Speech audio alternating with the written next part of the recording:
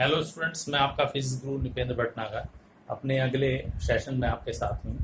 अभी तक बहुत सारे टॉपिक्स हम डिस्कस कर चुके हैं, जिसमें हमने देखा विभव मापी मीटर सेतु किसे कहते हैं। आज हम एक नए टॉपिक के साथ, एक इम्पॉर्टेंट टॉपिक के साथ आपके साथ हैं, that is potentiometer, it means विभव मापी। ये एक ऐसा उपकरण है जिसकी सहायता से हम बहुत सारे कार्य कर सकते हैं, बहुत सारे उपयोग में इसको ले सकते हैं। इसकी सहायता से हम दो बिंदुओं के बीच विभवांतर ज्ञात कर सकते हैं, किसी सेल का विद्युत वाहक बल पढ़ सकते हैं, किसी सेल का आंतरिक प्रतिरोध ज्ञात कर सकते हैं, दो सेलों का विद्युत वाहक बलों की तुलना कर सकते हैं। लॉट ऑफ एप्लीकेशंस, बहुत सारे एप्लीकेशंस हैं विभव मापी के। तो आइए स्टूडेंट स्टार्ट करते हैं अपना टॉपिक, विभव मापी होता क्या है। तो फर्स्ट ऑफ ऑल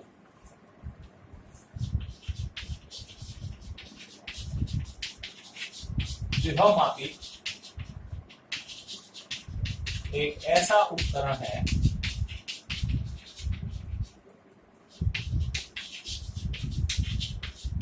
जिसकी सहायता से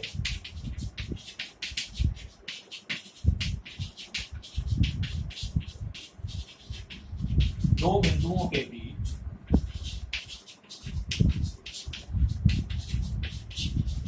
विभवांतर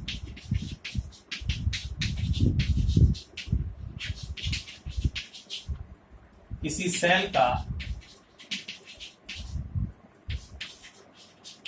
विद्युत वाहक बल व आंतरिक प्रतिरोध ज्ञात कर सकते हैं।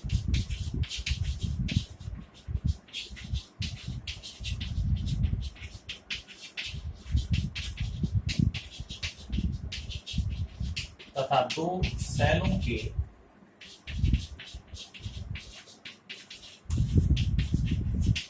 विद्युत वाहक बलों की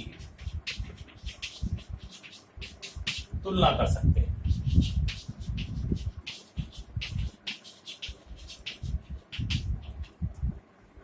तो बहुत सारे एप्लीकेशंस में इसको यूज किया जा सकता है। तो इसका सबसे पहले देखें सिद्धांत क्या है। सिंपल इसका प्रिंसिपल है कि यदि किसी एक समान तार में, यदि किसी समान परिस्थिति के तार में एक समान धारा, स्थायी धारा बह रही है, तो उसके किसी भी खंड के यानी किसी भी हिस्से के सिरों पर विभवांतर उस हिस्से के, उस भाग की लंबाई के अनुक्रमानुपाती होता है। तो यदि किसी एक समान अनुप्रस्थ परिच्छेद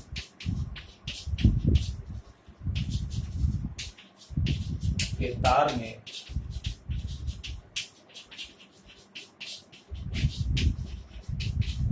स्थायी धारा बह रही हो,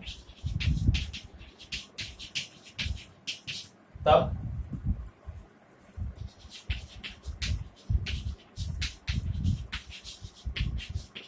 उसके किसी खंड के सिरों के बीच विभवांतर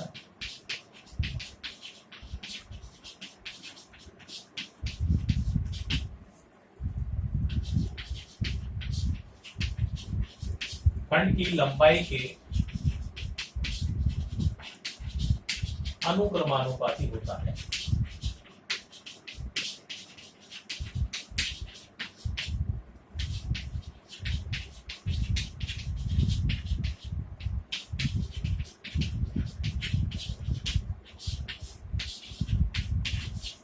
यानी V प्रोपोर्शनल टू L, किसी भी खंड के सिरों पर विभवांतर उस खंड की लंबाई के अनुक्रमानुपाती होता है। V proportional to L। Proportional sign हटाए कांस्टेंट लाते हैं K, और इसे कहते हैं हम तार में विभव प्रवणता, जहां के तार में विभव प्रवणता है। ये हम पहले ही पढ़ चुके हैं। विभव प्रवणता मतलब तार की प्रति एकांक लंबाई में विभव पतन की दर। ठीक है, तो ये है सिंपल प्रिंसिपल हमारा विभव मापी का। विभव मापी भी लगभग उसी तरीके का एक वुडन बोर्ड, लकड़ी के बोर्ड पर बना हुआ उपकरण है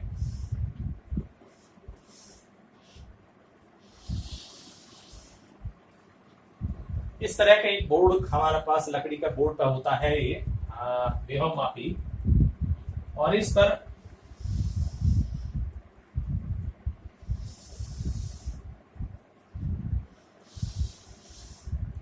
कई मीटर लंबा तार इस पर कसा रहता है। इन तार के पास एक लगा रहता है मीटर पैमाना।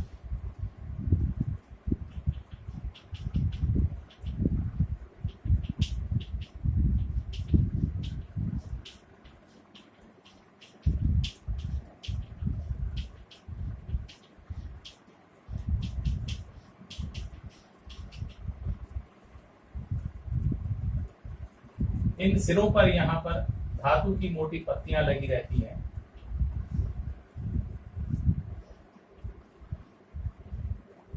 इस प्रकार का होता उपकरण हमारा विभव मापी।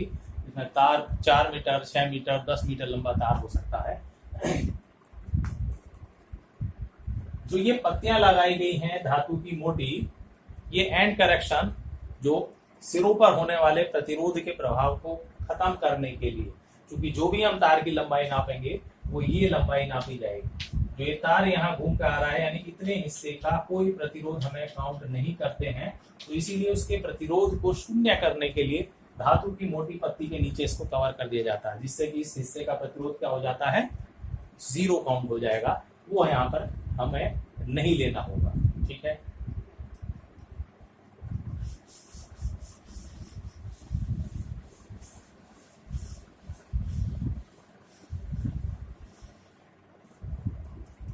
इतने सारे एप्लीकेशन हैं। अभी हमने देखा था किसी सेल का विद्युत वाहक बल ज्ञात करना, 2 सेलों के विद्युत वाहक बलों की तुलना करना, या किसी सेल का आंतरिक प्रतिरोध ज्ञात करना। कोई भी इसका अनुप्रयोग आप लेकर चल रहे हो, हर परिस्थिति में इसका एक अपना इलेक्ट्रिक सर्किट होगा, जिसे हम प्राइमरी सर्किट कहते हैं, जो दोनों सिरों के बीच में होगा। ये जो तार है, एक यहाँ एक यहाँ, जिसके बीच में हमने एक बैटरी कनेक्ट की है।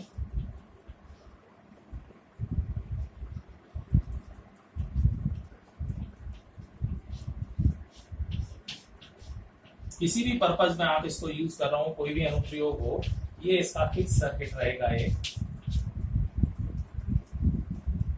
ये इस सिरे को हम अगर ए कह दें, इसको हम अगर बी कह दें, तो इनके बीच में एक इसे रिप्रेजेंट कर देते हैं इसको। तो इस प्रकार से हमने एक बैटरी ली है, जिसके पॉजिटिव यानी धन सिरे को ए से और ऋण सिरे को धारा नियंत्रण कुंजी की सहायता से कनेक्ट कर दिया है। जिस सेल का विद्युत वाहक बल हमें ज्ञात करना है, अब ये आता है सेकेंडरी सर्किट, द्वितीयक सर्किट कहलाता है परिपथ। तो उसके धन सिरे को हम कनेक्ट कर देते हैं ए से। जहां पर पहली बैटरी का धन सिरा है, वहां पर हमारे सेल जिसका विद्युत वाहक बल हम पढ़ना चाहते हैं, उसको हम यहाँ कनेक्ट कर देते हैं। इसको आप सी कहें।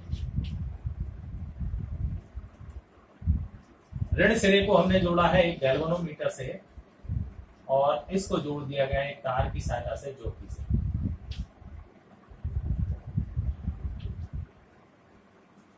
ठीक है, ये हमने परिपथ कनेक्ट कर लिया है। यहाँ पर भी हम सबसे पहले यही काम करते हैं, किसी परिपथ को जोड़ने के बाद उसकी चेकिंग।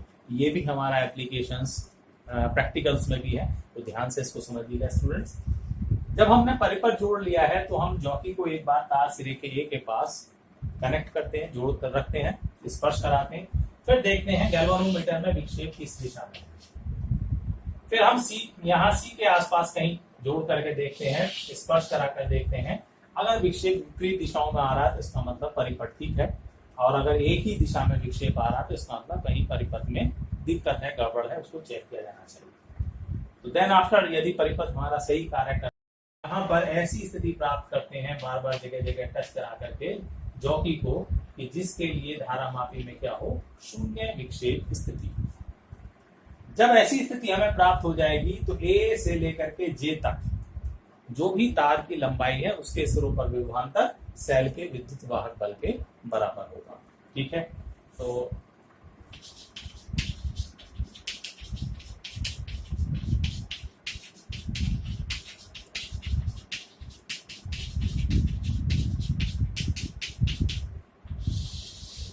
सेल का विद्युत वाहक बल ज्ञात करना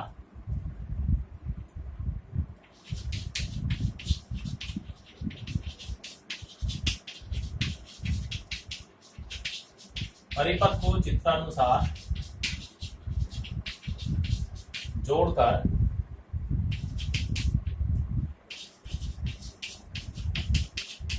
जॉकी की सहायता से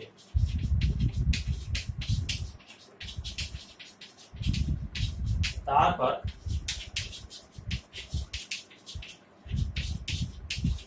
ऐसी स्थिति जे प्राप्त करते हैं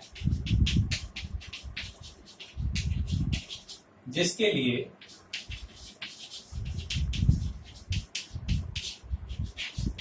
धारामापी में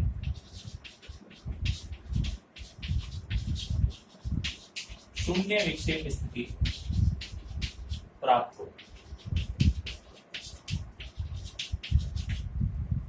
ठीक है,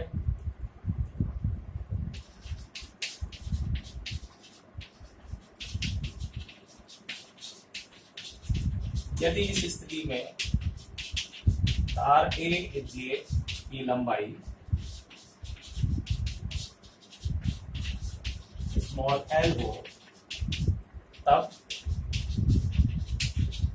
सेल का विद्युत वाहक बल E बराबर तार ए जे के सिरों पर विभवांतर। तो ए से जे तक जो भी विभवांतर होगा वही विद्युत वाहक बल होगा। E बराबर V बराबर होगा KF। K की वैल्यू हम पहले ही याद कर सकते हैं, जो भी हमने बैटरी लगाई है और टोटल लंबाई, तो उसकी सहायता से K बराबर, अगर यहाँ पर लगाया गया विभवांतर है हमारा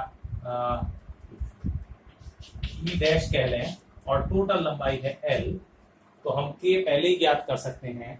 लंबाई हमने पढ़ ली है, तो इस प्रकार से हम ज्ञात कर सकते हैं K का मान।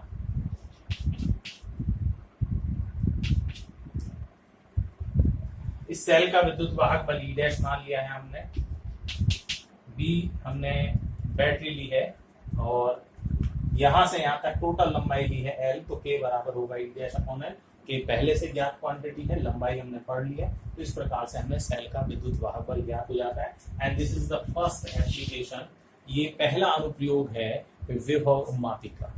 ठीक है, इसके बाद और कुछ एप्लीकेशंस देखें तेजी से।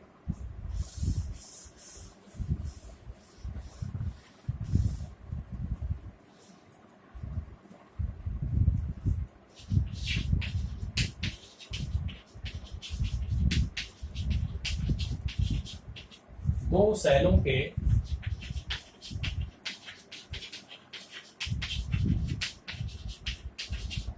विद्युत वाहक बलों की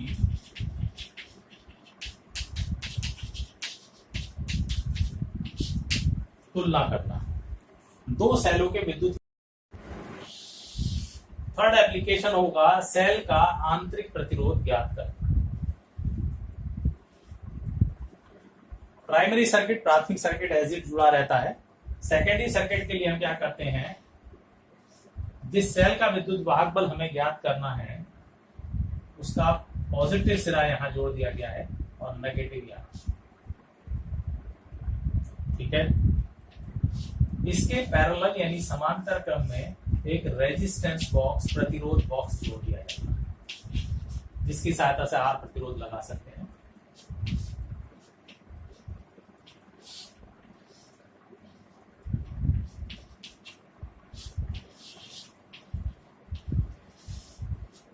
और उसका संबंध एक दोनों का यहाँ एक केतु कुंजी, यहाँ गैल्वेनो धारामापी गैल्वेनोमीटर और फिर जॉकी से इसको जोड़ दिया गया है।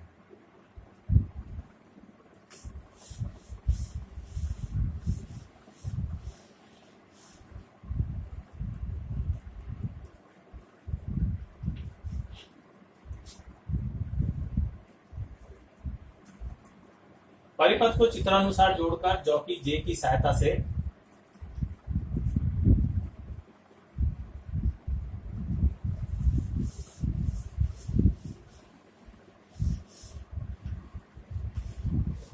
ये ली गई है थर्ड कंडीशन, यहाँ K2, ये रेजिस्टेंस R, एक गैल्वानोमीटर। तो फर्स्ट ऑफ ऑल हम कुंजी K1 ऑन करते हैं, K2 को ऑफ रखा है, यानी अभी प्रतिरोध बॉक्स काम नहीं कर रहा है। तो परिपथ को चित्रानुसार जोड़कर पहले कुंजी K1 को ऑन तथा K2 को ऑफ रखकर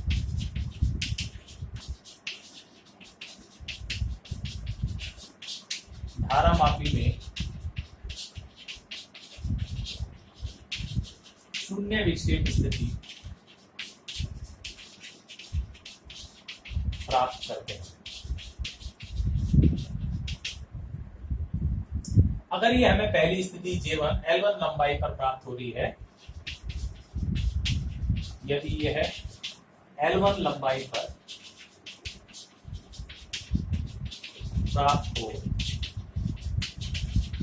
तब केवल सेल जुड़ा हुआ है, इस स्थिति में विद्युत प्रतिरोध बॉक्स कार्य नहीं कर रहा, तब सेल का विद्युत वाहक बल E बराबर होगा KL1।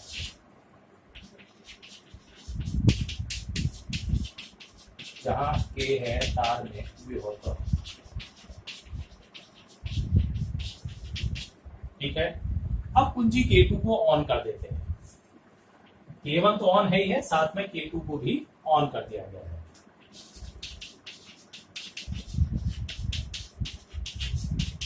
अब कुंजी K1 व K2 दोनों ऑन रखकर सबसे पहले प्रतिरोध बॉक्स से एक उपयुक्त प्रतिरोध R लगाएंगे। ऑन रखकर प्रतिरोध बॉक्स से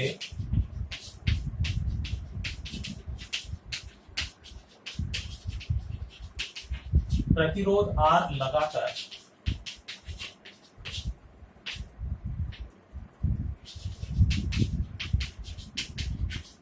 धारामापी में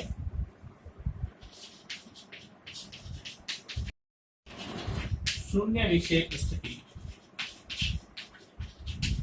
प्राप्त करते हैं।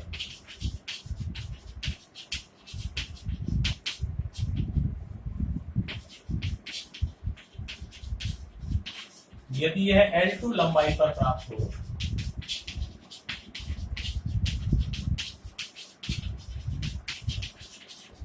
तब सेल के सिरों पर टर्मिनल विभाग है। अब चूंकि इसके समांतर क्रम में एक प्रतिरोध जोड़ दिया गया है, तो ये विद्युत वाहक बल की जगह उसके सिरों पर टर्मिनल विभाग पड़ेगा, तो V बराबर हो जाएगा KL2।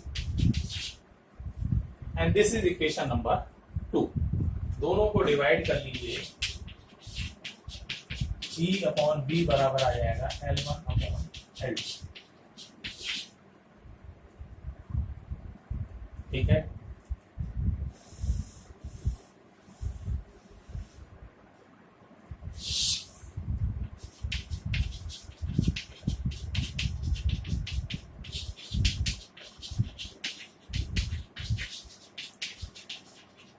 सेल का आंतरिक प्रतिरोध स्मॉल r इक्वल टू होता है E/V minus 1 into capital R, और E/V का मान समीकरण नंबर 3 से अगर यहां रख दें, तो इसलिए small r equal to E/V की जगह L1/L2 माइनस 1 और इंटू कैपिटल। तो इस सूत्र में L1, L2 और R का मान रख करके हम सेल का आंतरिक प्रतिरोध ज्ञात कर सकते हैं। This is the third application of potentiometer. ये तीसरा एप्लीकेशन है विभव मापी का। बहुत छोटे छोटे क्वेश्चंस भी इसमें पूछे जाते हैं, उनको आगे डिस्कस करेंगे विभव मापी से रिलेटेड। तब तक के लिए धन्यवाद। तैयार करिए स्टूडेंट्स को, this is an important topic. Thank you.